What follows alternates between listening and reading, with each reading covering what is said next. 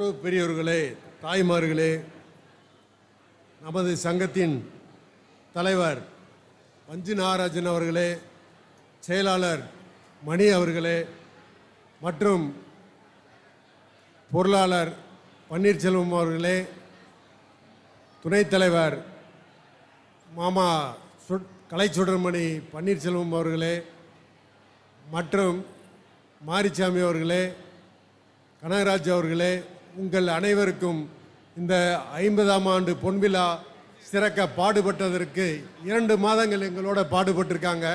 இந்த 2 மாதங்கள் பாடுபட்டதுக்கு அவங்களுக்கு முதல் நன்றியை சொல்லிக்கிறேன். அனைவருக்கும் மாலை வணக்கத்தை சொல்லிக்கொண்டு,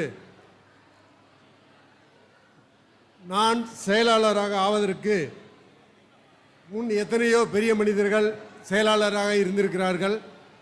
நான் செயலாளரான பொழுது எனக்கு இந்த மண்டபம் கட்டக்கூடிய வாய்ப்பை நல்கிய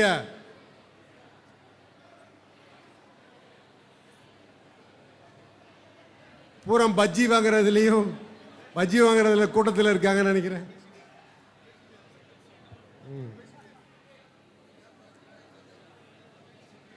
நாங்கள் செயலாளராக இருந்த பொழுது தலைவர் தங்க நாகராஜன் அவர்களும் மாமா பன்னீர்செல்வம் பொருளாளராகவும் நான் செயலாளராகவும் திரு பஞ்சு நாகராஜன் அவர்கள் துணை செயலாளராக இருந்து இந்த மண்டபத்தை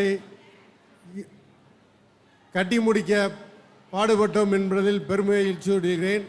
ஏன்னா நாங்கள் வரும்போது எங்கள்கிட்ட கொடுத்தது 7 லட்சம் ரூபா. நாங்கள் இதை கட்டி முடிக்கும்போது முடித்தது 2 கோடி ரூபா, சுமார் 2 கோடி ரூபா. இந்த 2 கோடி ரூபாயை நாங்கள் நிதியாகத்தான் பெற்றோம், நன்கொடையாக பெற்று இந்த பெருமை செய்து இந்த நிதியை பெற்று இந்த மண்டபத்தை திறந்து திறப்பு விழா செய்யக்கூடிய வாய்ப்பை நாம் பெற்றோம் என்றது சொல்லிக்கொள்வதில் பெருமை கொள்கிறேன். இப்போ நம்ம திறப்பு விழா இன்னைக்கு நம்ம பஞ்சு நாகராஜ் சொன்னார், இந்த இவ்வளோ பெரிய மண்டபத்தில் 50-60 தூண்கள் வரும் என்று நினச்சிக்கிட்டு இருந்தோம். ஆனால் ஒரு 4 தூணில் தான் நிற்கிது இந்த மண்டபம். பெரிய தூணில் 4 தூணில் தான் நிற்கிது. அது மாமா என்ஜினியர் மாமாட்ட சொல்லி இந்த தூண்களை குறைக்கணும்னு பேசின போது அவர் மாமா கொடுத்த ஐடியாவில் 4 தூணில் தான் இந்த மண்டபம் நிற்கிது. அப்போ அவர் திறப்புல அன்னைக்கு பஞ்சு நாகராஜன் சொன்னது எனக்கு ஞாபகம் வருது.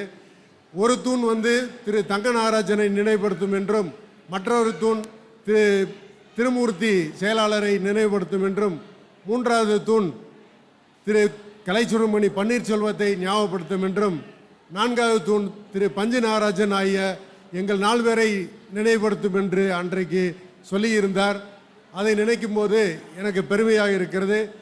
இந்த தருணத்தில் 50வது பொன்விழாவில் இதை எடுத்து முடித்து செயல்பட்டமைக்கு எனக்கு சாதனையாளர் விருது பெற்றமைக்காக பெருமைப்படுகிறேன். சாதனையாளர் விருது பெற்றமைக்கு நன்றி கூறி விடைபெறுகிறேன். நன்றி, வணக்கம்.